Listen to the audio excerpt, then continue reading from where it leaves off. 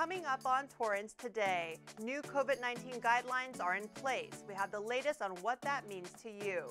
Torrance firefighters return home after battling the Oak and McKinney fires, and a series of meetings are taking place this week about the new metro line headed for our city. All this and more coming up right now on Torrance Today.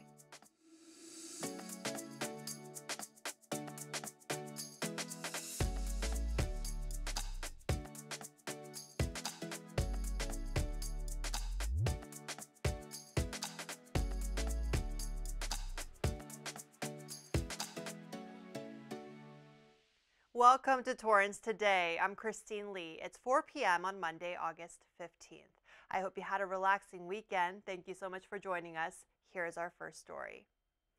The U.S. Centers for Disease Control and Prevention made some significant changes recently to its COVID-19 guidance. The agency shared new descriptions and illustrations on Thursday to, quote, help you assess the likelihood that you were infected when you were around a person with COVID-19.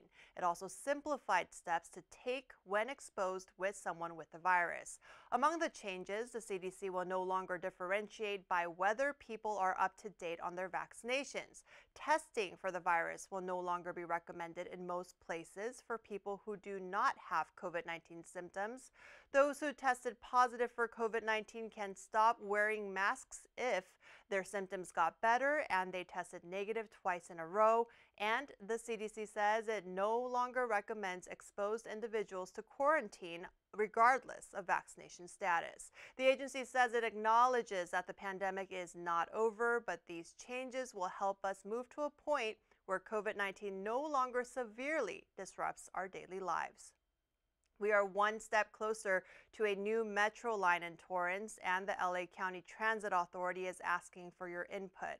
The Metro C line, or Green Line extension, would run 4.5 miles and provide 2 new stations in our area.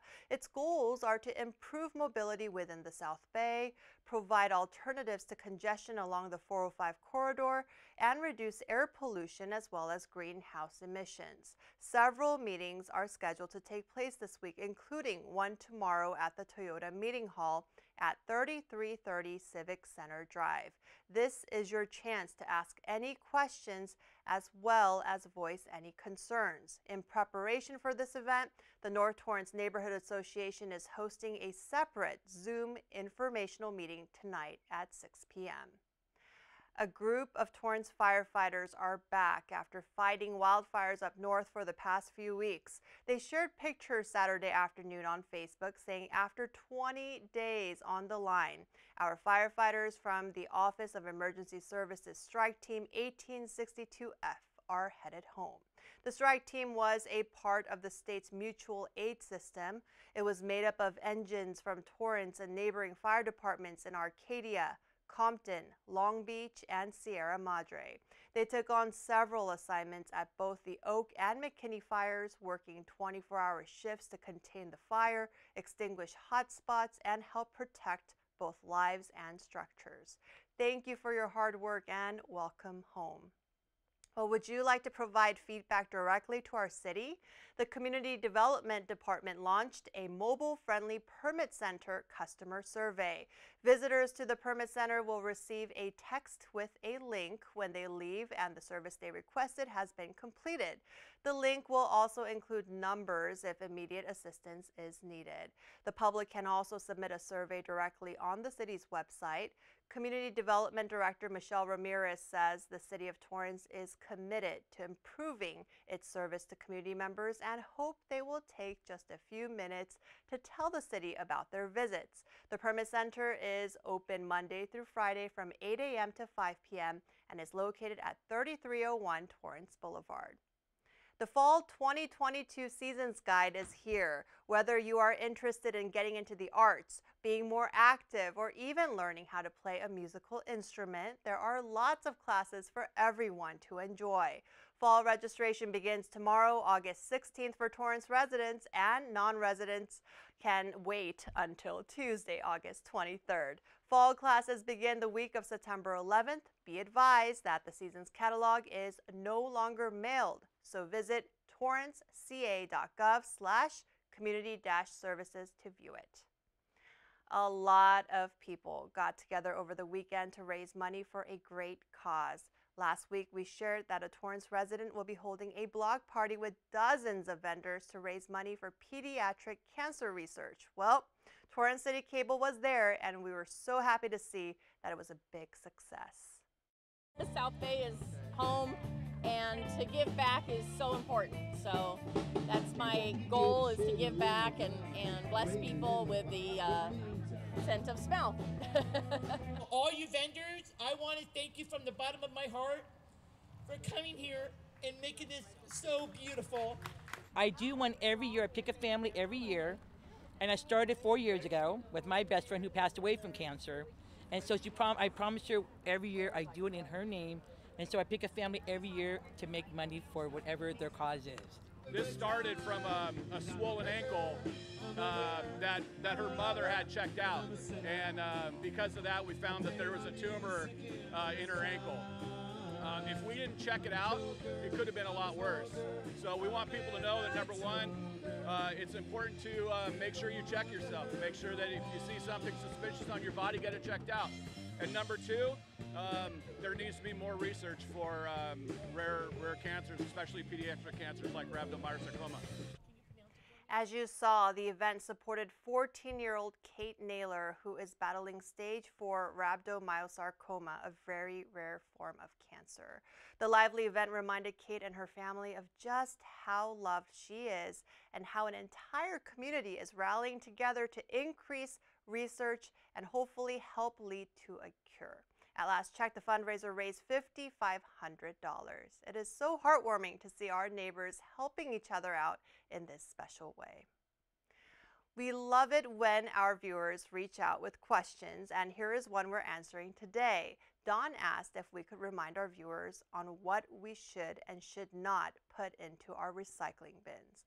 Well, here's a short answer. The city has a helpful website. It's torrancerecycles.org. You can literally input whatever you're wondering about, and it will let you know if it's recyclable or not. For example, if you enter plastic bottles, you'll be directed to a page that lets you know you can throw it into curbside recycling or take it to a CRV buyback center. It also has tips and examples of bottles that are not recyclable. Again, that website is torrancerecycles.org. And the city's main website, torranceca.gov, also has a dedicated page with all things related to residential trash and recycling. There you can read that other accepted recyclables include newspapers, cardboard, mixed paper, aluminum, tin, metal cans, glass bottles, and jars. Thank you for your question, Dawn, and for watching Torrance Today. Another environmental question Californians may have relates to water usage, as 97% of California is in extreme drought. Governor Gavin Newsom announced a new water proposal to shore up water supply. Newsom's proposal states the state should invest tens of billions of dollars in water recycling, storage, and desalination over the next 2 decades. According to projections by the U.S. Department of Water Resources, California could lose 10% of its water supply by 2040. Water recycling that makes treated wastewater safe for drinking would cost $27 billion by 2040. Newsom also wants to expand water storage in above-ground reservoirs and underground aquifers by 4 million acre-feet, which is almost enough to fill Shasta Lake. The proposal includes a plan to boost annual water supply by nearly 3 million acre-feet a year. To put that in perspective, 1 acre-foot can supply about 2 households. This proposal comes during California's 3rd drought year when most state reservoirs are below normal levels. The new proposal doesn't call for any immediate mandatory cuts to water use in cities or on farms, but Newsom wants the State Water Resources Control Board to develop efficiency targets for every district that would take effect next spring if there is another dry winter. In July, Torrance City Council adopted a resolution activating Level 1 of the city's water supply shortage and sustainability ordinance, asking residents to voluntarily conserve water use by 15% and water no more than 3 days per week. Some tips to reduce water use include only running full loads of laundry, turning off water while brushing your teeth, planting low water and drought-resistant plants, and using a broom to clean paved areas. Water experts say even small changes can make a big impact. California is leading the country when it comes to feeding students for free. Due to the statewide Universal Meals Program, every public school student will have access to free, nutritious meals this school year. California is the first state to guarantee 6 million public school students with free meals after a landmark state budget agreement was signed into law last July by Governor Newsom. The California Department of Education shared there are 3 key pillars to ensure the program's success. The state meal mandate is expanded to include both a nutritious breakfast and lunch for all children each school day. High poverty schools will be required to participate in the federal provision, and the California State Legislature will allocate funding to provide additional state meal reimbursement to cover the cost of the Universal Meals Program. The Universal Meals Program is designed to build on the foundations of the federal National School Lunch Program and the School Breakfast Program that ensures all students are well fed and in the best position to focus on learning while on campus. Experts warn California could experience a mega flood within the next 4 decades due to climate change. A new study completed by a peer-reviewed journal called Science Advances shows climate change has doubled the chances of a disastrous flood in our state. Experts believe these massive floods could turn California's lowlands into a vast inland sea that may have previously happened once in a lifetime in the state. But climate change can increase the likelihood to every 25 to 50 years. More than 150 years ago, a strong series of atmospheric rivers drenched California, causing one of the most exceptional floods in history after a dry spell. The historic mega flood temporarily transformed the San Joaquin and Sacramento valleys into a vast inland sea, with some areas dealing with up to 30 feet of water for weeks. The study projects the area with the most destruction would be the Central Valley of California, including Fresno, Sacramento, and Bakersfield. The research is in the first phase of a 3-part series to study the effects of a future mega flood in our state. The next phases are expected to be released in 2 to 3 years. Well, still ahead, it's Motivational Monday, and there's still time for you to help our students get ready for the new school year. We'll be back in 60 seconds. If I could be you, and you could be me for just 1 hour. If we could find a way to get inside each other's minds. If you could see you through my eyes instead of your ego, I believe you'd be surprised to see that you've been blind. Walk a mile in my shoes, walk a mile in my shoes. Yeah, before you abuse, criticize and accuse. Walk a mile in my shoes. Walk a mile in my shoes. Well, before you abuse, criticize and accuse. Walk a mile in my shoes.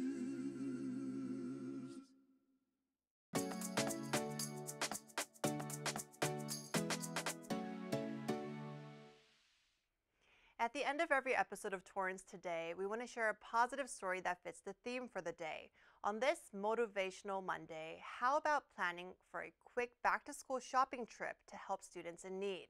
It's not too late to participate in the city's back-to-school drive. The city teamed up with the Torrance Unified School District to collect school supplies for students who are in foster care or are experiencing homelessness. They still need a lot of backpacks, calculators, folders, lunch bags, and notebooks. They're even collecting gently used books, dictionaries, and test prep workbooks. You can drop the items off at City Hall, the Permit Center, or the Katie Geisert Civic Center Library. Donations will be greatly appreciated until this Friday, August 19th. Well, that is our show for today. Let us know if you have a positive story to tell by emailing us at torrancetoday@torranceca.gov. Thank you for joining us. We'll see you back here tomorrow with more news from and for our Torrance community. Have a great day.